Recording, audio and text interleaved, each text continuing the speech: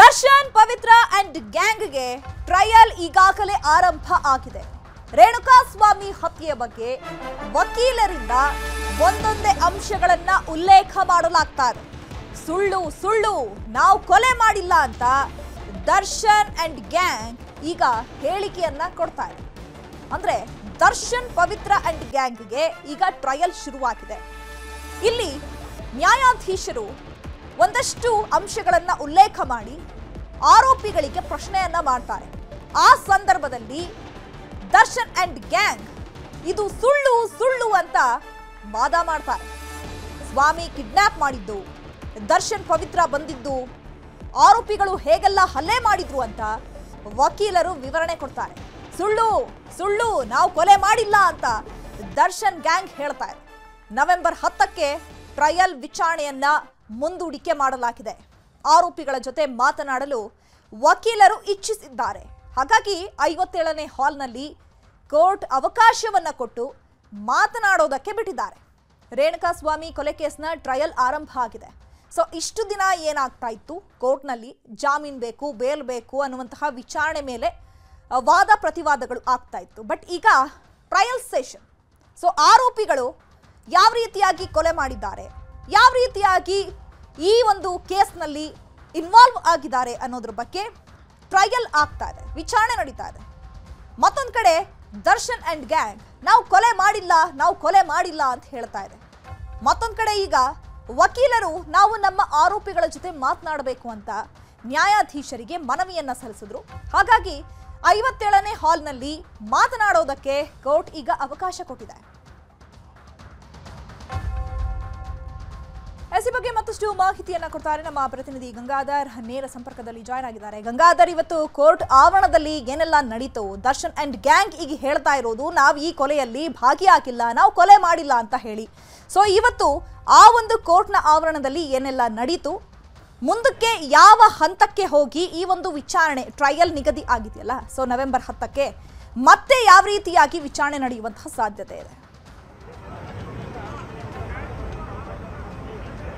ಚಿತ್ರರಾಜ್, ಪ್ರಮುಖವಾಗಿ ರೇಣುಕಾಸ್ವಾಮಿಯ ಕೊಲೆ ಆರೋಪಿಗಳಾಗಿರುವಂತಹ ನಟ ದರ್ಶನ್ ಮತ್ತೆ ಪವಿತ್ರ ಗೌಡ ಸೇರಿದಂತೆ ಉಳಿದ ಆರೋಪಿಗಳೆಲ್ಲರೂ ಕೂಡ ಖುದ್ದಾಗಿ ಇವತ್ತು ಕೋರ್ಟ್ಗೆ ಹಾಜರುಪಡಿಸಿರುವಂತದ್ದು. ಆದ್ರೆ ಇಲ್ಲಿ ಯಾವ ರೀತಿಯ ಒಂದು ವ್ಯವಸ್ಥೆ ಆಯಿತು ಮತ್ತೆ ಬೆಳವಣಿಗೆಗಳಾಯಿತು ಅಂದ್ರೆ ಸಾಕಷ್ಟು ಮಂದಿ ಅಡ್ವೊಕೇಟ್ಸ್ ಏನಿದ್ದಾರೆ ಒಳಗಡೆ ಎಲ್ಲರೂ ಕೂಡ ಜಮಾವಣೆ ಆಗುವಂತಹ ಪ್ರಕ್ರಿಯೆಗಳಾಯಿತು. ಆ ಸಂದರ್ಭದಲ್ಲಿ ನ್ಯಾಯಾಧೀಶರೇ ಖುದ್ದು ಕೋರ್ಟ್ ಹಾಲ್ನಲ್ಲಿ ಇಷ್ಟು ಜಮಾವಣೆ ಆದ್ರೆ ಎಲ್ಲರೂ ಕೂಡ ಹೊರಗಡೆ ಹೋಗಿ ಚಾರ್ಜ್ ನಿಗದಿ ಮಾಡಬೇಕು, ದೋಷಾರೋಪ ನಿಗದಿ ಮಾಡಬೇಕು, ಸಮಸ್ಯೆ ಆಗುತ್ತೆ ಅಂತ ಹೇಳಿದ್ರು ಕೂಡ ಅಲ್ಲಿ ಸಮಸ್ಯೆ ಆಗಿರುವಂತದ್ದು. ಆರೋಪಿಗಳನ್ನ ಒಳಗಡೆ ಕರ್ಕೊಂಡು ಹೋಗುವಂತಹ ಪ್ರಕ್ರಿಯೆಗಳಿಗೆ ಸಮಸ್ಯೆ ಆಯಿತು. ಈ ನಿಟ್ಟಿನಲ್ಲಿ ಈಗ ವಿಚಾರಣೆಯನ್ನ ದೋಷಾರೋಪ ನಿಗದಿ ಮಾಡುವಂತಹ ದಿನಾಂಕವನ್ನ ನವೆಂಬರ್ 10ನೇ ತಾರೀಕಿಗೆ ಈಗ ಮುಂದೂಡಿಕೆ ಆಗಿರುವಂತದ್ದು. ಅವತ್ತು ಚಾರ್ಜ್ ಫ್ರೇಮ್ ಅಂದ್ರೆ ಟ್ರಯಲ್ ನಿಗದಿ ಆಗುವಂತಕ್ಕೆ ಈಗ ವಿಚಾರಣೆ ನಿಗದಿಗೆ ಆ ದಿನಾಂಕವನ್ನ ಒಂದು ಫಿಕ್ಸ್ ಅನ್ನ ಮಾಡಲಾಗಿರುವಂತದ್ದು. ಅದೇ ರೀತಿಯಾಗಿ ವಕೀಲರ ಭೇಟಿಗೆ ಕೂಡ ಅವಕಾಶವನ್ನ ಮಾಡಿಕೊಳ್ಳಲಾಗಿದೆ. ಮತ್ತೆ ಇವತ್ತು ಕೂಡ ಇಲ್ಲಿ ಯಾವ ರೀತಿ ಸಿಚುವೇಶನ್ ಇದೆ ಅಂತ ನೋಡಬಹುದು.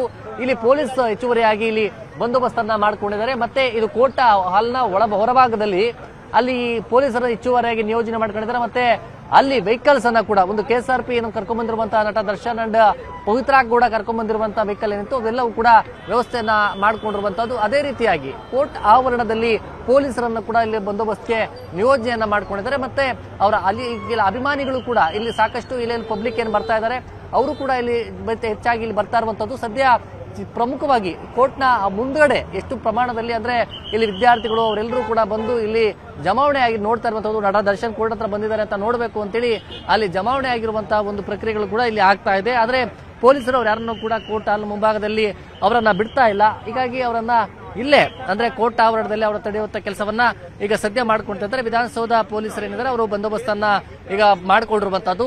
ಅದೇ ರೀತಿಯಾಗಿ ಪ್ರಮುಖವಾಗಿ ಅಂದ್ರೆ ದೋಷಾರೋಪ ನಿಗದಿ ಮಾಡುವಂತಹ ನಿಟ್ಟಿನಲ್ಲಿ ಆರೋಪಿಗಳ ಚಾರ್ಜ್ ಫ್ರೇಮ್ ಏನು ಮಾಡಿಕೊಳ್ಳುವಂತ ಸಂದರ್ಭದಲ್ಲಿ ಅವರ ದೋಷಾರೋಪ ಏನಿದೆ ಅಂತೇಳಿ ಪವಿತ್ರ ಗೌಡ ನಟ ದರ್ಶನ್ ವಿರುದ್ಧವಾದ ಆರೋಪಗಳೇನಿತ್ತು ಅವರೆಲ್ಲವೂ ಕೂಡ ದೋಷಾರೋಪವನ್ನ ನ್ಯಾಯಾಧೀಶರು ಹೋದ್ರು.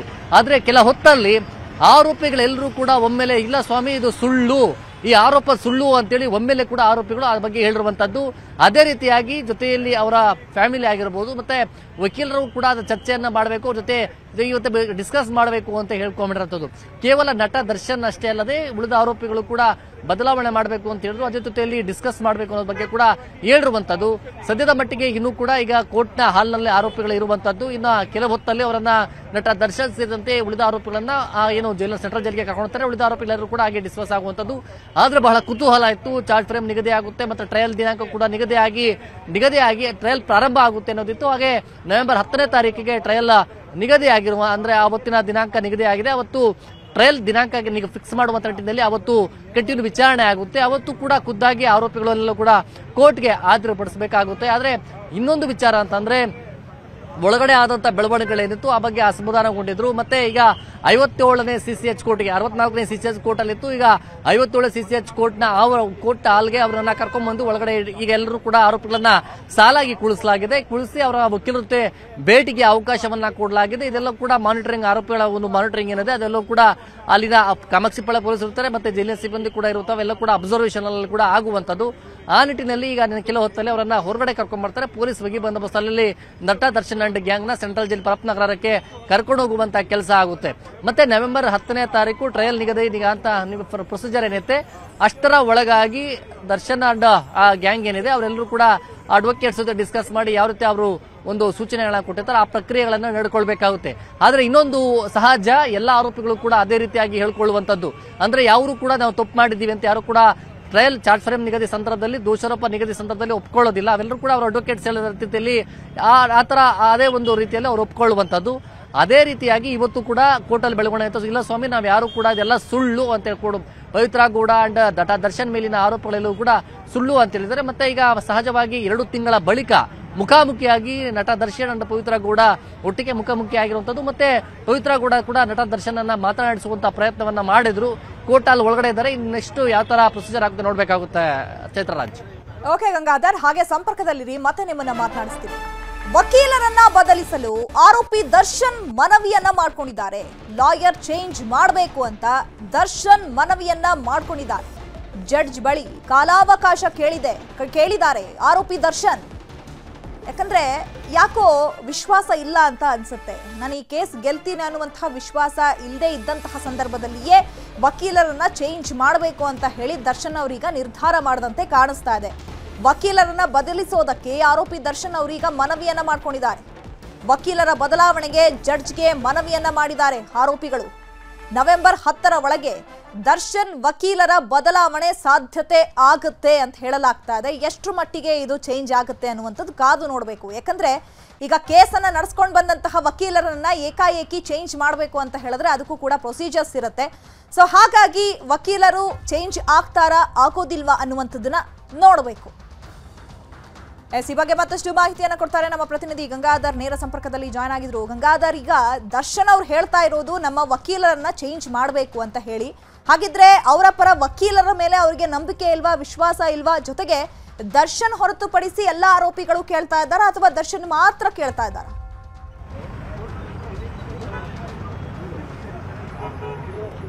ಚಿತ್ರರಾಜ್, ಇಲ್ಲಿ ಪ್ರಮುಖವಾಗಿ ವಕೀಲರ ನೇಮಕ ಒಂದು ವಿಚಾರ ಏನಿದೆ ಅದು ಆರೋಪಿಗಳ ವಿವೇಚನೆಗೆ ಬಿಟ್ಟಿರುವಂತದ್ದು. ಅವರಿಗೆ ಎಲ್ಲಾ ರೀತಿಯಲ್ಲೂ ಕೂಡ ಓಕೆ ಆದ್ರೆ ಅಂತ ಅಡ್ವೊಕೇಟ್ಸ್ ಅವರು ನೇಮಕ ಮಾಡ್ಕೊಳ್ತಾರೆ.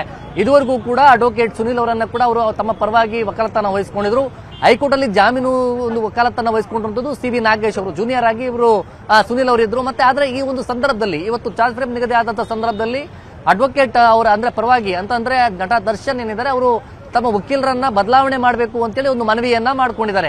ಈಗ ಚಾರ್ಜ್ ಫ್ರೇಮ್ ನವೆಂಬರ್ 10ನೇ ತಾರೀಕೇನು ಮುಂದೂಡಿಕೆ ಆಗಿದೆ ಅಂದ್ರೆ ಟ್ರಯಲ್ ನಿಗದಿ ದಿನಾಂಕಕ್ಕೇನೋ ಅವತ್ತು ಫಿಕ್ಸ್ ಆಗಿದೆ.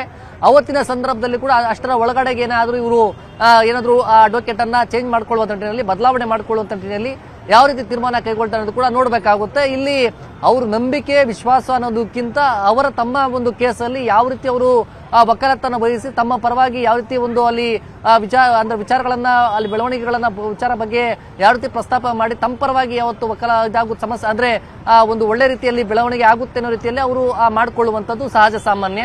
ಅದೇ ರೀತಿಯಾಗಿ ಈಗ ತಮ್ಮ ಒಂದು ಅಡ್ವೊಕೇಟ್ ಅನ್ನ ಬದಲಾವಣೆ ಮಾಡಬೇಕು ಅನ್ನೋ ನಿಟ್ಟಿನಲ್ಲಿ ಅವರೇನು ಕೇಳ್ಕೊಂಡಿದ್ದಾರೆ. ಅದ ನಿಟ್ಟಿನಲ್ಲಿ ಈಗ ಬದಲಾವಣೆ ಯಾರನ್ನ ಅಡ್ವೊಕೇಟ್ ಅನ್ನ ನೇಮಕ ಮಾಡ್ಕೊಳ್ತಾರೆ ಅಂತ, ಯಾಕೆಂದ್ರೆ ಇದು ಸುಪ್ರೀಂ ಕೋರ್ಟ್ ಹಂತದವರೆಗೂ ಕೂಡ ಈ ಕೇಸ್ ಹೋಗಿರುವಂತಹ ಹಿನ್ನೆಲೆಯಲ್ಲಿ ಈಗ ಟ್ರಯಲ್ ನಿಗದಿ ಆದಂತಹ ಸಂದರ್ಭದಲ್ಲಿ ಒಳ್ಳೆ ರೀತಿಯ ಅಡ್ವೊಕೇಟ್ ಅನ್ನ ನೇಮಕ ಮಾಡ್ಕೊಳ್ಬೇಕಾಗುತ್ತೆ. ಈಗ ಸುನಿಲ್ ಅವರ ಬದಲಾವಣೆಯನ್ನ ಅವರು ಬಯಸಿರುವಂತದ್ದು. ಇಲ್ಲಿ ನಟ ದರ್ಶನ್ ಅಷ್ಟೇ ಅಲ್ಲದೆ ಕೆಲ ಆರೋಪಿಗಳು ಕೂಡ ಮಾಡ್ಕೊಂಡಿದ್ದಾರೆ. ಆದ್ರೆ ಆ ಒಳಗಡೆ ಈಗ ಆರೋಪಿಗಳು ಯಾವ ರೀತಿ ಅಡ್ವೊಕೇಟ್ ಚೇಂಜ್ ಮಾಡ್ಕೊಳ್ಳುವ ನಿಟ್ಟಿನಲ್ಲಿ ತೀರ್ಮಾನವನ್ನ ಕೈಗೊಳ್ತಾರೆ, ಅದು 10ರ ತಾರೀಕು ಒಳಗಡೆ ಮಾಡ್ಕೊಳ್ತಾರೆ ಅನ್ನೋದು ಕೂಡ ಒಂದು ಮಾಹಿತಿ ಬರ್ತಾ ಇರುವಂತದ್ದು. 10ನೇ ತಾರೀಕು ಗಂಗಾಧರ್ ಮತ್ತೆ ನಿಮ್ಮನ್ನ ಮಾತನಾಡಿಸ್ತೀನಿ. 81 ದಿನಗಳ ಬಳಿಕ ದರ್ಶನ್ ಪವಿತ್ರ ಮೊದಲ ಬಾರಿಗೆ ಮುಖಾಮುಖಿ ಆಗ್ತಾ ಇದ್ದಾರೆ. ಕೋರ್ಟ್ನಲ್ಲೇ ದರ್ಶನ್ ಅನ್ನ ಮಾತನಾಡಿಸೋದಕ್ಕೆ ಪವಿತ್ರ ಪ್ರಯತ್ನ ಪಟ್ಟಿದ್ದಾರೆ.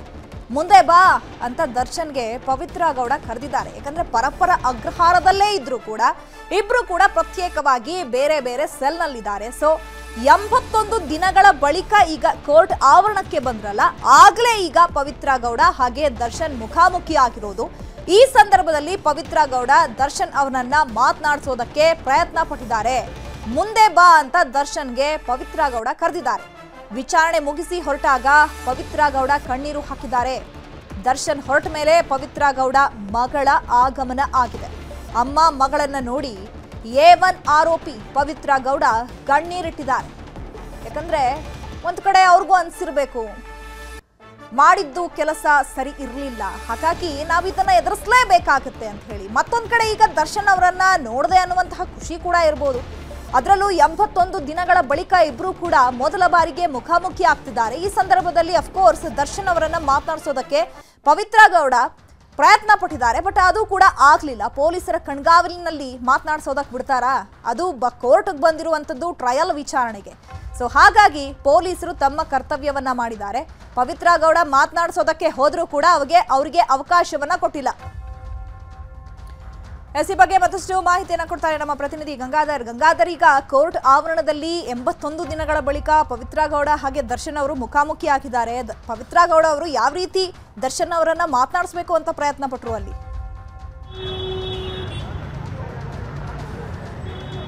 ಖಂಡಿತವಾಗಿಯೂ, ಯಾಕಂದ್ರೆ ಬಹಳ ಕುತೂಹಲ ಇತ್ತು. ಈ ಕಳೆದ 2 ತಿಂಗಳಿಂದಲೂ ಕೂಡ ಅವರು ಭೇಟಿಯಾಗಿರಲಿಲ್ಲ, ಮುಖಾಮುಖಿಯಾಗಿ ಭೇಟಿಯಾಗಿರಲಿಲ್ಲ ಅಂತೇಳಿ. ಆದ್ರೆ ಇಲ್ಲಿ ಸೆಂಟ್ರಲ್ ಜೈಲಿನ ಬ್ಯಾರಕ್ ಅಂದ್ರೆ ಮೇನ್ ಜೈಲಿನ ಒಳಗಡೆ ಪವಿತ್ರ ಗೌಡ ಇರುವಂತದ್ದು, ಕ್ವಾರಂಟೈನ್ ಸೆಲ್ ನಲ್ಲಿ ದರ್ಶನ್ ಇರುವಂತದ್ದು. ಈ ಸಂದರ್ಭದಲ್ಲಿ ಅವರು ವಿಡಿಯೋ ಕಾನ್ಫರೆನ್ಸ್ ಬಂದಂತಹ ಸಂದರ್ಭದಲ್ಲಿ ಅಕ್ಕಪಕ್ಕದಲ್ಲಿ ಇದ್ರು ಕೂಡ ಅವರು ಮಾತಾಡ್ತಾ ಇರಲಿಲ್ಲ. ಆದ್ರೆ ಇವತ್ತು ಕೋರ್ಟ್ಗೆ ಬಂದಂತಹ ಸಂದರ್ಭದಲ್ಲಿ ನೇರವಾಗಿ ಮುಖಾಮುಖಿಯಾಗಿ ಭೇಟಿಯಾಗಿದ್ದರು. ಈ ಸಂದರ್ಭದಲ್ಲಿ ಪವಿತ್ರ ಗೌಡ ದರ್ಶನನ್ನ ಮಾತನಾಡಿಸುವಂತ ಪ್ರಯತ್ನವನ್ನ ಮಾಡಿದ್ರು ಕೂಡ ದರ್ಶನ್ ಅದಕ್ಕೆ ಹೆಚ್ಚಾಗಿ ಅವರು ಆ ಬಗ್ಗೆ ಗಮನವನ್ನ ಕೊಡ್ಲಿಲ್ಲ. ಯಾಕಂದ್ರೆ ಅದು ದರ್ಶನ್ ಅಂದ್ರೆ ಕ್ಯೂ ಅಲ್ಲಿ A1 A2 ಆಗಿ ಸಾಲಾಗಿ ನಿಲ್ಲಿಸುವಂತಹ ಸಂದರ್ಭದಲ್ಲೂ ಕೂಡ ಮುಂದೆ ಬನ್ನಿ ಅಂತೇಳಿ ಕೂಡ ಪವಿತ್ರ ಕೂಡ ದರ್ಶನ್ ಹೇಳಿರುವಂತದ್ದು. ಆ ಸಂದರ್ಭದಲ್ಲಿ ಇಲ್ಲ, A2 ಹಿಂದೆ ಇರಬೇಕು, A1 ಮುಂದೆ ಇರುವಂತಹ ಪ್ರಕ್ರಿಯೆಗಳಿಗೆ ಅಡ್ವೊಕೇಟ್ಸ್ ಹೇಳಿದಂತ ಸಾಲಾಗಿ ನಿಲ್ಲಿಸಿಕೊಂಡಿದ್ದಾರೆ.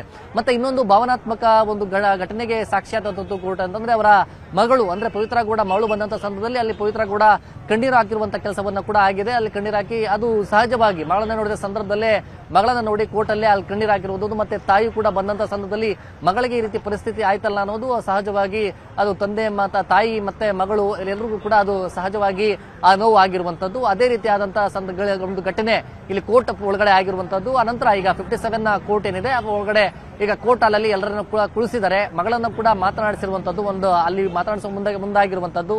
ಆ ಸಂದರ್ಭದಲ್ಲಿ ಯಾಕಂದ್ರೆ ಏಕಾಏಕಿ ನೇರವಾಗಿ ಯಾರು ಕೂಡ ಒಳಗಡೆ ಅಲ್ಲಿ ಮಾತಾಡ್ಸಕ್ಕೆ ಬಿಡೋದಿಲ್ಲ, ಕೇವಲ ಕಣ್ಸನ್ನಲ್ಲೇ ಆ ಒಂದು ಪ್ರಕ್ರಿಯೆಗಳಾಗಿರುವಂತದ್ದು. ಅನಂತರ ಒಳಗಡೆ ದರ್ಶನ್ ಆಗಿರ್ಬೋದು ಮತ್ತೆ ಪವಿತ್ರ ಗೌಡ ಅವರಿಬ್ಬರು ಕೂಡ ಮಾತನಾಡಕ್ಕೆ ಹೆಚ್ಚು ಆಗಲಿಲ್ಲ, ಕೇವಲ ಸನ್ನೆಯಲ್ಲೇ ಆಗಿರುವಂತದ್ದು. ಸದ್ಯದ ಮಟ್ಟಿಗೆ ಇನ್ನು ಕೆಲ ಹೊತ್ತಲ್ಲೇ ಅವರನ್ನ ಇಲ್ಲಿಂದ ನೇರವಾಗಿ ಜೈಲಿಗೆ ಕರ್ಕೊಂಡು ಹೋಗ್ತಾರೆ. 10ನೇ ತಾರೀಕು ಖುದ್ದಾಗಿ ಎಲ್ಲ ಆರೋಪಿಗಳನ್ನ ಹಾಜರುಪಡಿಸ್ತಾರೆ ಚೈತ್ರರಾಜ್. ಗಂಗಾಧರ್, ಈಗ ಕೋರ್ಟ್ ಆವರಣದಲ್ಲಿ ಎಲ್ಲ ಆರೋಪಿಗಳನ್ನ ಕೂರಿಸಿದಾರಲ್ಲ, ಯಾಕೆ ಕೂರಿಸಿದ್ದಾರೆ? ಜೊತೆಗೆ ಈಗ ವಕೀಲರು ಕೂಡ ಬದಲಾವಣೆ ಆಗ್ತಾರೆ ಅಂತ ಹೇಳಲಾಗ್ತಾ ಇದೆಯಲ್ಲ, ಸೊ ಹಾಗಾಗಿ ಯಾವ ರೀತಿ ವಕೀಲರು ಚೇಂಜ್ ಆಗಬಹುದು? ಏನೆಲ್ಲ ಪ್ರೊಸೀಜರ್ಸ್ ಇರುತ್ತೆ? ಮತ್ತೆ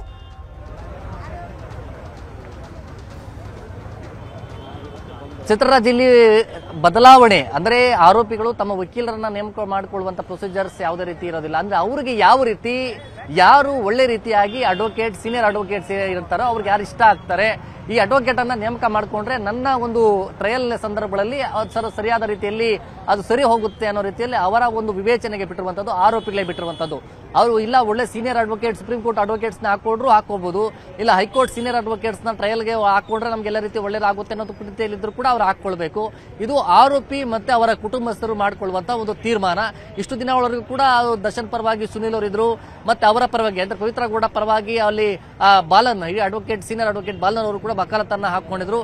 ಅದೇ ಹಂತದಲ್ಲಿ ಉಳಿದ ಆರೋಪಿಗಳಿಗೆ ಡಾಕ್ಟರ್ ಅಂದ್ರೆ ಒಂದು ಅಡ್ವೊಕೇಟ್ ಆಗಿರುವಂತಹ ರಂಗನಾಥ್ ರೆಡ್ಡಿ ಅವರು ಕೂಡ ವಕಾಲತನ್ನ ಹಾಕೊಂಡಿದ್ರು. ಈಗ ದರ್ಶನ್ ಸೇರಿದಂತೆ ಕೆಲ ಆರೋಪಿಗಳು ಇಲ್ಲ ಬದಲಾವಣೆ ಮಾಡ್ಕೊಳ್ಬೇಕು ಅಂತ ಹೇಳಿದ್ದಾರೆ. ಈಗ 10ನೇ ತಾರೀಕು ಒಳಗಡೆಗಾಗಿ ಏನಾದರೂ ಬದಲಾವಣೆ ಮಾಡಿಕೊಂಡು ಅಡ್ವೊಕೇಟ್ ಅನ್ನ ಚೇಂಜಸ್ ಮಾಡಿಕೊಂಡು ಅವ್ರ ಮೂಲಕವಾಗಿ ಟ್ರಯಲ್ ಪ್ರಾರಂಭ ಮಾಡ್ತಾರೆ, ನೋಡಬೇಕಾಗುತ್ತೆ. ಬಹಳ ಕುತೂಹಲ ಇದೆ. ದರ್ಶನ್ ಅಂಡ್ ಪವಿತ್ರ ಗೌಡ ಪರವಾಗಿ, ಅದರಲ್ಲಿ ಪ್ರಮುಖವಾಗಿ ದರ್ಶನ್ ಪರವಾಗಿ ಯಾವ ಅಡ್ವೊಕೇಟ್ ಅನ್ನ ಅವರು ನೇಮಕ ಮಾಡಿಕೊಳ್ತಾರೆ ಅನ್ನೋದು ಕೂಡ ಬಹಳ ಕುತೂಹಲ ಇದೆ, ನೋಡಬೇಕಾಗುತ್ತೆ ಅವತ್ತಿನ ದಿನ ಸಂದರ್ಭದಲ್ಲಿ. ಆದರೆ ಸದ್ಯದ ಮಟ್ಟಿಗೆ ಈಗ ಒಳಗಡೆ ಆಗಿರುವಂತದ್ದು ಏನಿದೆ ಪ್ರೊಸೀಜರ್, ಇನ್ನು ಕೆಲ ಹೊತ್ತಲ್ಲಿ ನಟ ದರ್ಶನ್ ಅಂಡ್ ಅವರನ್ನ ಬಿಗಿ ಪೊಲೀಸ್ ಬಂದೋಬಸ್ತಲ್ಲಿ ಅವ್ರಿಗೆ ಸೆಂಟ್ರಲ್ ಜೈಲ್ಗೆ ಕರ್ಕೊಂಡು ಹೋಗುವಂತ ಕೆಲಸವನ್ನ ಕೂಡ ಮಾಡ್ತಾರೆ. ಆದ್ರೆ ಇಲ್ಲಿ ಪ್ರಮುಖವಾಗಿ ಚಾರ್ಜ್ ಫ್ರೇಮ್ ಆಗಿರುವಂತದ್ದು ಟ್ರಯಲ್ ನಿಗದಿ ಆಗುವಂತಹ ವಿಚಾರ ಪ್ರಕ್ರಿಯೆಗಳಲ್ಲಿ ಇವತ್ತೇ ಆಗುತ್ತೆ, ಸ್ಟಾರ್ಟ್ ಆಗುತ್ತೆ ಅಂತ ಬಹಳ ಕುತೂಹಲ ಇತ್ತು. ಆದ್ರೆ ಇವತ್ತಿನ ಆದ ಸಂದರ್ಭದಲ್ಲಿ ಕೋರ್ಟ್ ಹಾಲ್ ಒಳಗಡೆ ಆದಂತಹ ಬೆಳವಣಿಗೆಗಳೇನಿತ್ತು ಇವೆಲ್ಲವೂ ಕೂಡ ಕಸಿವಿಸಿ ಆಗಿರುವಂತದ್ದು ನ್ಯಾಯಾಧೀಶರಿಗೆ. ಮತ್ತೆ ಆ ಸಂದರ್ಭದಲ್ಲಿ ಕೂಡ ಚೇಂಬರ್ ಅಲ್ಲಿ ನೀವು ಮಾಡಿ ಎಲ್ಲ ಆರೋಪಿಗಳಿದ್ದಾರೆ, ಟ್ರಯಲ್ ಚಾರ್ಜ್ ಫ್ರೇಮ್ ಪ್ರಾರಂಭ ಆಗಲಿ ಅಂತ ಕೂಡ ಹೇಳ್ಕೊಂಡಿದ್ರು. ಅದೇ ರೀತಿಯಾಗಿ ಆರೋಪಿಗಳ ಅವರ ವಿರುದ್ಧವಾದಂತಹ ಅಂದ್ರೆ ಅವರ ಮೇಲೆ ಇದ್ದಂತ ಆರೋಪ ಏನಿತ್ತು, ಸಾಕ್ಷಿನಾಶ ಆಗಿರ್ಬೋದು, ಕೊಲೆ ಆಗಿರ್ಬೋದು, ಮತ್ತೆ ಕಿಡ್ನಾಪ್ ಆಗಿರ್ಬೋದು, ಪ್ರತಿಯೊಂದು ಕೂಡ ಪವಿತ್ರ ಗೌಡ ಅಂಡ್ ಇವರಿಬ್ಬರ ಸಂಬಂಧದ ವಿಚಾರವಾಗಿ ಪ್ರಸ್ತಾಪ ಆಗಿರುವಂತದ್ದು, ಮತ್ತೆ ಚಾರ್ಜ್ ಶೀಟ್ ಅಲ್ಲಿ ಏನೆಲ್ಲ ಅಂಶಗಳು ಅವರ ಮೇಲೆ ಉಲ್ಲೇಖ ಆಗಿತ್ತು ಅನ್ನೋಲ್ಲ ಕೂಡ ಓದಿ ಹೇಳುವ ಪ್ರಯತ್ನ ಮಾಡಿದ್ರು. ಅದೇ ಸಂದರ್ಭದಲ್ಲಿ ಉಳಿದ ಆರೋಪಿಗಳು ಸೇರಿದಂತೆ ಈ ಆರೋಪಿಗಳೆಲ್ಲರೂ ಕೂಡ ಇಲ್ಲ ಸ್ವಾಮಿ ಇದೆಲ್ಲ ಸುಳ್ಳು, ನಾವು ಈ ಆರೋಪವನ್ನ ಒಪ್ಕೊಳ್ಳೋದಿಲ್ಲ ಅಂತೇಳಿ ಅವರೆಲ್ಲರೂ ಕೂಡ ಹೇಳಿರುವಂತದ್ದು. ಹೀಗಾಗಿ ಸದ್ಯ ಅದು ಟ್ರಯಲ್ ಪ್ರಾರಂಭ ಆಗುತ್ತೆ. 10ನೇ ತಾರೀಕಿನ ನಂತರ ಪ್ರೊಸೀಜರ್ಸ್ ಎಲ್ಲ ಯಾವ ರೀತಿ ನಡೆಯುತ್ತೆ, ಬೆಳವಣಿಗೆಗಳೇನಾಗುತ್ತೆ, ಆರೋಪಿಗಳು ತಮ್ಮ ಅಡ್ವೊಕೇಟ್ಸ್ ಗಳನ್ನ ಯಾವ ರೀತಿ ನೇಮಕ ಮಾಡ್ಕೊಳ್ತಾರೆ, ಯಾರು ನೇಮಕ ಮಾಡಿಸ್ಕೊಳ್ತಾರೆ ಅದು ಕೂಡ ನೋಡ್ಬೇಕಾಗುತ್ತೆ. ಚಿತ್ರರಾಜ್. ಓಕೆ, ಥ್ಯಾಂಕ್ ಯು ಗಂಗಾಧರ್ ತಮ್ಮೆಲ್ಲ ಇನ್ಫಾರ್ಮೇಶನ್ಗೆ. ದೆಹಲಿಗೆ ಬರಲು ಸಚಿವ ಸತೀಶ್ ಜಾರಕಿಹೊಳಿಗೆ ಕೆಸಿ ವೇಣುಗೋಪಾಲ್ ಕರೆ ನೀಡಿದ್ದಾರೆ. ಆದ್ರೆ ಸದ್ಯಕ್ಕೆ ದೆಹಲಿಗೆ ಹೋಗಲ್ಲ ಅಂತ ಸತೀಶ್ ಜಾರಕಿಹೊಳಿ ಹೇಳಿದ್ದಾರೆ. ಅವಶ್ಯಕತೆ ಬಂದಾಗ ದೆಹಲಿಗೆ ಹೋಗ್ತೀನಿ ಅಂತ ಜಾರಕಿಹೊಳಿ ಹೇಳಿದ್ದಾರೆ. ನಿನ್ನೆ ಹೈಕಮಾಂಡ್ ಇಂದ ಬುಲಾವ್ ಸಿಗುತ್ತೆ, ಕೆಸಿ ವೇಣುಗೋಪಾಲ್ ಕರೆ ಮಾಡಿ ನೀವು ದೆಹಲಿಗೆ ಬನ್ನಿ ಅಂತ ಹೇಳಿ ಬುಲಾವ್ ಕೊಟ್ಟಿರ್ತಾರೆ. ಸೊ ಹಾಗಾಗಿ ಇವತ್ತು ಸಿದ್ಧತೆ ನಡೆದಿರುತ್ತೆ, ಸತೀಶ್ ಜಾರಕಿಹೊಳಿ ಅವರು ದೆಹಲಿಗೆ ಹೋಗ್ತಾರೆ ಅಂತ ಹೇಳಿ. ಆ ಒಂದು ವಿಚಾರ ರಾಜ್ಯ ರಾಜಕೀಯದಲ್ಲೂ ಕೂಡ ಸಾಕಷ್ಟು ಚರ್ಚೆ ಆಗುತ್ತೆ. ಯಾಕಂದ್ರೆ ರಾಜಕೀಯ ಪಡಸಾಲೆಯಲ್ಲಿ ಚರ್ಚೆ ಆಗ್ತಾ ಇರುವಂತದ್ದು ನವೆಂಬರ್ ಕ್ರಾಂತಿ ಆಗುತ್ತೆ, ಡಿಸೆಂಬರ್ ಕ್ರಾಂತಿ ಆಗುತ್ತೆ. ಆ ಒಂದು ವಿಚಾರಕ್ಕೆ ಸಂಬಂಧಪಟ್ಟಂತೆ ಈಗ ಸತೀಶ್ ಜಾರಕಿಹೊಳಿ ಅವರು ದೆಹಲಿಗೆ ಭೇಟಿ ಕೊಡ್ತಾ ಇದ್ದಾರೆ ಅನ್ನುವಂತಹ ವಿಚಾರ ಸಾಕಷ್ಟು ಚರ್ಚೆ ಇತ್ತು. ಇದೇ ವಿಚಾರಕ್ಕೆ ಸಂಬಂಧಪಟ್ಟಂತೆ ಡಿಕೆಶಿ ಅವರು ಕೂಡ ರಿಯಾಕ್ಷನ್ ಕೊಟ್ಟಿದ್ರು. ಸೊ ಅವರಿಗೆ ವೈಯಕ್ತಿಕ ಕೆಲಸ ಇರೋದ್ರಿಂದ ಹೋಗ್ತಾ ಇರಬಹುದು, ಹೋಗ್ಲಿ, ಶಾಸಕರು ಸಚಿವರು ಅವ್ರಿಗೇನಾದ್ರೂ ಕೆಲಸ ಇರುತ್ತೆ, ಹೋಗ್ಲಿ, ನಂದೇನು ಅಭ್ಯಂತರ ಇಲ್ಲ ಅಂತ ಹೇಳಿದ್ರು. ಬಟ್ ಆದ್ರೆ ಇವತ್ತು ದೆಹಲಿಗೆ ಹೋಗ್ಬೇಕಾಗಿದ್ದಂತಹ ಸತೀಶ್ ಜಾರಕಿಹೊಳಿ ಅವರು ದೆಹಲಿಗೆ ಹೋಗ್ತಾ ಇಲ್ಲ. ಸಮಯ ಬಂದಾಗ ನಾನು ಹೋಗ್ತೀನಿ, ಅವಶ್ಯಕತೆ ಇದ್ದಾಗ ನಾನು ಹೋಗ್ತೀನಿ ಅಂತ ಹೇಳಿದ್ದಾರೆ. ಡೆಲ್ಲಿ ಪ್ರವಾಸನೇ ಇವತ್ತು ಕ್ಯಾನ್ಸಲ್ ಆಗಿದೆ. ಇಲ್ಲೇ ಹೋಗೋಲ್ಲ, ಡೆಲ್ಲಿಗೆಲ್ಲ ಇಲ್ಲೇ ಇರ್ತೀವಿ, ಇಲ್ಲೇ ಹೋಗುವಂಥ ಅವಶ್ಯಕತೆ ಹೋಗ್ತೀವಿ, ಸದ್ಯಕ್ಕಂತ ಹೋಗೋಲ್ಲ. ಈಗ ಕೆಪಿಸಿಸಿ ಅಧ್ಯಕ್ಷ ಸ್ಥಾನಕ್ಕೆ ಇಲ್ಲ, ಇನ್ನೂ ಚರ್ಚೆ ಆಗಿಲ್ಲ, ಚರ್ಚೆ ಆದಾಗ ನೋಡೋಣ ಅದ್ರ ಬಗ್ಗೆ. ಸಂಪುಟ ವಿಸ್ತರಣೆ ಅದ್ರ ಬಗ್ಗೆ ಐಡಿಯಾ ಇಲ್ಲ, ನಮಗೇನು ಐಡಿಯಾ ಇಲ್ಲ ಅದ್ರ ಬಗ್ಗೆ. ಡಿ ಕೆ ಶಿವಕುಮಾರ್ ಅವರು ಖರ್ಗೆ ಅವ್ರನ್ನ ಅದು ಭೇಟಿಯಾಗಿದ್ರು ಸರ್, ಭೇಟಿಯಾಗಿ ಇಲ್ಲ ಅದ್ರ ಬಗ್ಗೆ ಏನೋ ನಮ್ಮ ಮಾಹಿತಿ ಇಲ್ಲ. ಇಲ್ಲೇ ನಾವು ಹೋದಾಗ ನೋಡ್ತೀವಿ, ಚರ್ಚೆ ಮಾಡ್ತೀರಾ ಸರ್. ಡೆಲ್ಲಿ ಪ್ರವಾಸ ಅಂದ್ರೆ ಕಾಂಗ್ರೆಸ್ನಲ್ಲಿ ನವೆಂಬರ್ ಕ್ರಾಂತಿ ಆಗುತ್ತೆ, ಡಿಸೆಂಬರ್ ಕ್ರಾಂತಿ ಆಗುತ್ತೆ, ಸಿಎಂ ಸ್ಥಾನ ಬದಲಾವಣೆ ಆಗುತ್ತೆ. ಕೆಪಿಸಿಸಿ ಅಧ್ಯಕ್ಷ ಸ್ಥಾನದ ಆಕಾಂಕ್ಷಿಯಾಗಿದ್ದಾರೆ ಸತೀಶ್ ಜಾರಕಿಹೊಳಿ ಅವರು. ಸೊ ಹಾಗಾಗಿ ದೆಹಲಿಗೆ ಈ ವಿಚಾರಕ್ಕೆ ಸಂಬಂಧಪಟ್ಟಂತೆಯೇ ಹೋಗ್ತಾರೆ ಅಂತ ಚರ್ಚೆಗಳು ಆಗ್ತಾ ಇತ್ತು. ಈ ಬಗ್ಗೆ ಮತ್ತಷ್ಟು ಮಾಹಿತಿಯನ್ನು ಕೊಡ್ತಾರೆ ನಮ್ಮ ಪ್ರತಿನಿಧಿ ಲೋಹಿತ್, ನೇರ ಸಂಪರ್ಕದಲ್ಲಿ ಜಾಯ್ನ್ ಆಗಿದ್ದಾರೆ. ಲೋಹಿತ್, ಈಗ ಸತೀಶ್ ಜಾರಕಿಹೊಳಿ ಅವರು ನಿನ್ನೆ ಬುಲಾವ್ ಸಿಕ್ಕಿತ್ತು ಹೈಕಮಾಂಡ್ನಿಂದ, ಕೆಸಿ ವೇಣುಗೋಪಾಲ್ ಅವರು ಬುಲಾವ್ ಕೊಟ್ಟಿದ್ರು. ಬಟ್ ಇವತ್ತು ಹೋಗ್ತಾರೆ ಅಂತ ಎಲ್ಲರೂ ಕೂಡ ನಿರೀಕ್ಷೆ ಇತ್ತು. ಬಟ್ ಆದ್ರೆ ಈಗ ಕೊನೆ ಕ್ಷಣದಲ್ಲಿ ಸತೀಶ್ ಜಾರಕಿಹೊಳಿ ಅವರು ದೆಹಲಿ ಭೇಟಿಯನ್ನ ಯಾಕೆ ರದ್ದುಪಡಿಸಿದ್ದಾರೆ? ಇದರ ಹಿಂದಿನ ಉದ್ದೇಶ ಏನಿರಬಹುದು? ಚೈತ್ರ, ಖಂಡಿತವಾಗ್ಲೂ ಏನಂತಂದ್ರೆ ಸಾಕಷ್ಟು ನಿನ್ನೆಯಿಂದಲೂ ಕೂಡ ಸಾಕಷ್ಟು ಸುದ್ದಿ ಆಗ್ತಾ ಇತ್ತು. ಆದ್ರೆ ಈಗಾಗಲೇ ಏನಂತಂದ್ರೆ ಅವ್ರು ಹೋಗೋಕ್ಕೂ ಕೂಡ ಸಂಪೂರ್ಣ ತಯಾರಿಯನ್ನ ಮಾಡ್ಕೊಂಡಿದ್ರು ಅನ್ನುವಂಥ ವಿಚಾರ ಕೂಡ ಈಗ ಬೆಳಕಿಗೆ ಬಂದಿರ್ತಕ್ಕಂಥ. ಆದ್ರೆ ಸಡನ್ ಆಗಿ ಇವತ್ತು ಬೆಳಗ್ಗೆ ಅವರು ದೆಹಲಿ ಪ್ರವಾಸವನ್ನ ರದ್ದು ಮಾಡಿಕೊಂಡು ಕ್ಷೇತ್ರದಲ್ಲೇ ಒಂದಷ್ಟು ತಮ್ಮ ಕಾರ್ಯಕರ್ತರ ಮದುವೆಗಳಿಗೆ ಅಟೆಂಡ್ ಆಗಿರ್ತಕ್ಕಂಥದ್ದು. ಸೊ ಪ್ರಮುಖವಾಗಿ ನೋಡೋದ್ರೆ ನವೆಂಬರ್ ಕ್ರಾಂತಿ ಆಗುತ್ತೆ, ಸಿಎಂ ಬದಲಾವಣೆ ಆಗ್ತಾರೆ, ರಾಜ್ಯಾಧ್ಯಕ್ಷರು ಬದಲಾವಣೆ ಆಗ್ತಾರೆ. ಸೊ ಆ ಎಲ್ಲಾ ನಿಟ್ಟಿನಲ್ಲೂ ಕೂಡ ರಾಜ್ಯಾಧ್ಯಕ್ಷ ಸ್ಥಾನಕ್ಕೂ ಕೂಡ ಇವರು ಆಕಾಂಕ್ಷಿಯಾಗಿದ್ದಾರೆ, ಅದರ ಜೊತೆಗೇನೆ ಮುಖ್ಯಮಂತ್ರಿ ಸ್ಥಾನಕ್ಕೂ ಕೂಡ ಇವರು ಆಕಾಂಕ್ಷಿಯಾಗಿದ್ದಾರೆ. ಸೊ ಆ ನಿಟ್ಟಿನಲ್ಲಿ ಇವತ್ತು ಏನಾದರೂ ಚರ್ಚೆ ಆಗುತ್ತಾ ಅನ್ನುವಂಥ ಸಾಕಷ್ಟು ಬಹುರು ನಿರೀಕ್ಷಿತ್ತು. ಆದರೆ ಇದು ಯಾವುದೂ ಕೂಡ ಆಗಿಲ್ಲ. ಹೈಕಮಾಂಡ್ನಿಂದ ಸದ್ಯಕ್ಕೆ ಬರಬೇಡಿ ಅನ್ನುವಂಥ ಮೆಸೇಜ್ ಬಂದಿದೆ ಅನ್ನುವಂಥ ಮಾಹಿತಿ ಈಗ ಲಭ್ಯ ಆಗ್ತಾ ಇರ್ತಕ್ಕಂಥದ್ದು. ಆದರೆ ಸತೀಶ್ ಜಾರಕಿಹೊಳಿ ಅವರು ಹೇಳುವಂಥದ್ದು ನೇರವಾಗಿ ಸದ್ಯಕ್ಕೆ ನಾನು ಹೋಗ್ತಾ ಇಲ್ಲ, ಆದರೆ ಖಂಡಿತವಾಗ್ಲೂ ನಾನು ಸಮಯ ಬರುತ್ತೆ, ಸಮಯ ಬಂದಾಗ ನಾನು ಹೋಗ್ತೀನಿ ಅನ್ನುವಂಥ ಮಾತನ್ನು ಹೇಳೋದ್ರ ಮೂಲಕ ಎಲ್ಲ ಒಂದು ಕಡೆ ಹೈಕಮಾಂಡ್ ಜೊತೆ ಇವರು ಮಾತುಕತೆಯನ್ನು ನಡೆಸ್ತಾ ಇದ್ದಾರಾ ಅನ್ನುವಂಥ ಚರ್ಚೆಗಳು ಈಗ ಹುಟ್ಟು ಹಾಕಿರ್ತಕ್ಕಂಥದ್ದು. ನೋಡೋದಾದ್ರೆ ಈಗಾಗಲೇ ಇವರು ಏನಂತಂದ್ರೆ ಹೈಕಮಾಂಡ್ ಮಟ್ಟದ ನಾಯಕರ ಜೊತೆಗೂ ಕೂಡ ಈಗಾಗಲೇ ಫೋನ್ ಸಂಪರ್ಕದಲ್ಲಿ ಇವರು ಮಾತನಾಡಿರ್ತಕ್ಕಂಥದ್ದು. ಇವರು ಖುದ್ದಾಗಿ ಭೇಟಿಯಾಗಿ ವಾಸ್ತವ ಸ್ಥಿತಿಯನ್ನು ಅಲ್ಲಿ ತಿಳಿಸಬೇಕು ಅನ್ನುವಂಥ ನಿಟ್ಟಿನಲ್ಲಿ ಇವರು ಭೇಟಿ ಆಗೋಕೆ ಕೂಡ ಹೊರಟಿದ್ರು. ಆದರೆ ಸದ್ಯದ ಮಟ್ಟಿಗೆ ಅವರ ಒಂದು ದೆಹಲಿ ಪ್ರವಾಸಕ್ಕೆ ಬ್ರೇಕ್ ಬಿದ್ದಿರ್ತಕ್ಕಂಥದ್ದು. ಸೊ ಈ ನಿಟ್ಟಿನಲ್ಲಿ ಇವತ್ತು ಸತೀಶ್ ಜಾರಕಿಹೊಳಿ ಅವರು ಹೇಳಿರ್ತಕ್ಕಂಥದ್ದು ನಾನು ಮುಂದಿನ ದಿನಗಳಲ್ಲಿ ಹೋಗ್ತೀನಿ ಅನ್ನುವಂಥ ಮಾತನ್ನ ಹೇಳಿರ್ತಕ್ಕಂಥ ಚೈತ್ರ.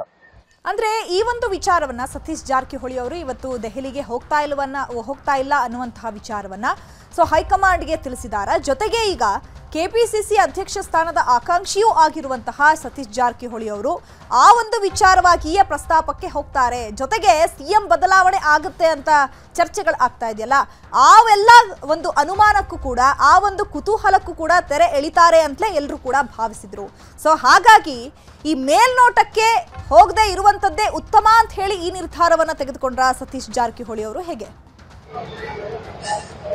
ಖಂಡಿತವಾಗ್ಲೂ ಚೈತ್ರ, ಯಾಕಂತಂದ್ರೆ ಈಗ ಸಾಕಷ್ಟು ಮಾಧ್ಯಮಗಳಲ್ಲಿ ಪ್ರತಿದಿನವೂ ಕೂಡ ಏನಂತಂದ್ರೆ ಕ್ರಾಂತಿಯ ವಿಚಾರವೇ ಈಗ ಚರ್ಚೆ ಆಗ್ತಿರ್ತಕ್ಕಂಥದ್ದು. ಒಂದು ರೀತಿ ಹೈಕಮಾಂಡ್ಲಿಂದ ಕೂಡ ಈಗ ಸೂಕ್ಷ್ಮವಾಗಿ ಏನಂತಂದ್ರೆ ನಾಯಕರುಗಳಿಗೆ ಒಂದು ಸೂಚನೆಯನ್ನ ಬಂದಿದೆ ಅನ್ನುವಂಥ ಮಾತುಗಳು ಕೇಳಿ ಬರ್ತಾ ಇರ್ತಕ್ಕಂಥದ್ದು. ಏನಂತಂದ್ರೆ ಈ ಒಂದು ಚರ್ಚೆನ ಇಲ್ಲಿಗೆ ಬಿಟ್ಟುಬಿಡಿ, ಯಾವಾಗ ಚರ್ಚೆ ಆಗುತ್ತೋ ಆ ನಿಟ್ಟಿನಲ್ಲಿ ಚರ್ಚೆ ಮಾಡಬೇಕು, ನೀವು ಮಾಧ್ಯಮಗಳಿಗೆ ಓಪನ್ ಸ್ಟೇಟ್ಮೆಂಟ್ಗಳನ್ನ ಕೊಡೋದನ್ನ ನಿಲ್ಲಿಸಬೇಕು ಅನ್ನೋ ನಿಟ್ಟಿನಲ್ಲಿ ಈಗ ಹೈಕಮಾಂಡ್ನಿಂದ ಸ್ಟ್ರಿಕ್ಟ್ ಆರ್ಡರ್ ಆಗಿದೆ ಅನ್ನುವಂಥ ವಿಚಾರ ಈಗ ಕೇಳಿ ಬರ್ತಿರ್ತಕ್ಕಂಥದ್ದು. ಆ ನಿಟ್ಟಿನಲ್ಲೇ ಇವತ್ತು ಸತೀಶ್ ಜಾರಕಿಹೊಳಿ ಅವರು ದೆಹಲಿ ಪ್ರವಾಸವನ್ನ ರದ್ದು ಮಾಡಿಕೊಂಡು ಕ್ಷೇತ್ರದಲ್ಲಿ ಓಡಾಡ್ತಾ ಇದ್ದಾರೆ. ಯಾಕಂತಂದ್ರೆ ಇವರು ದೆಹಲಿ ಪ್ರವಾಸ ಮಾಡ್ಕೊಂಡ್ಬಂದ್ರೆ ಮತ್ತೆ ಸಾಕಷ್ಟು ಊಹಾಪೋಹಗಳಿಗೆ ಚರ್ಚೆ ಆಗುತ್ತೆ, ಅಲ್ಲಿ ಏನಾಯ್ತು ಏನಿಲ್ಲ ಅನ್ನೋ ನಿಟ್ಟಿನಲ್ಲಿ ಚರ್ಚೆಗಳಾಗುತ್ತೆ. ಆ ಚರ್ಚೆ ನಿಟ್ಟಿನಲ್ಲಿ ಚರ್ಚೆಗಳಾಗಬಾರ್ದು ಅನ್ನೋ ನಿಟ್ಟಿನಲ್ಲಿ ಇವತ್ತು ದೆಹಲಿ ಪ್ರವಾಸವನ್ನ ರದ್ದು ಮಾಡಿದ್ದಾರೆ ಅನ್ನುವಂಥ ಅಂಶ ಈಗ ಬೆಳಕಿಗೆ ಬರ್ತಾ ಇದೆ. ಪ್ರಮುಖವಾಗಿ ನೋಡಿದ್ರೆ ಇವರು ಕೂಡ ಇರ್ತದೆ ಕೆಪಿಸಿಸಿ ಅಧ್ಯಕ್ಷ ಸ್ಥಾನದ ಪ್ರಬಲ ಆಕಾಂಕ್ಷಿ. ಮೊದಲಿನಿಂದ ಕೂಡ ಖಂಡಿತವಾಗ್ಲೂ ನಾನು ಅವಕಾಶ ಸಿಕ್ಕಾಗ ಹೈಕಮಾಂಡ್ ಒಪ್ಪಿದ್ರೆ ನಾನು ಕೆಪಿಸಿಸಿ ಸ್ಥಾನದ ಅಧ್ಯಕ್ಷ ಪಟ್ಟಕ್ಕೆ ನಾನು ಏರಕ್ಕೆ ರೆಡಿ ಇದ್ದೀನಿ ಅನ್ನುವಂಥ ಮಾತನ್ನ ಹೇಳಿದ್ದಾರೆ. ಇವತ್ತು ಕೂಡ ಅವ್ರು ಹೇಳುವಂಥದ್ದು ಸಮಯ ಬರಲಿ, ಸಮಯ ಬಂದಾಗ ಖಂಡಿತವಾಗ್ಲೂ ನಾನು ಮಾತಾಡ್ತೀನಿ ಅದ್ರ ಬಗ್ಗೆ ಅನ್ನುವಂಥ ಮಾತನ್ನ ಹೇಳಿರ್ತಕ್ಕಂಥದ್ದು Chaitra. Okay, thank you Lohit. ಆಮೇಲೆ ಇನ್ಫಾರ್ಮೇಶನ್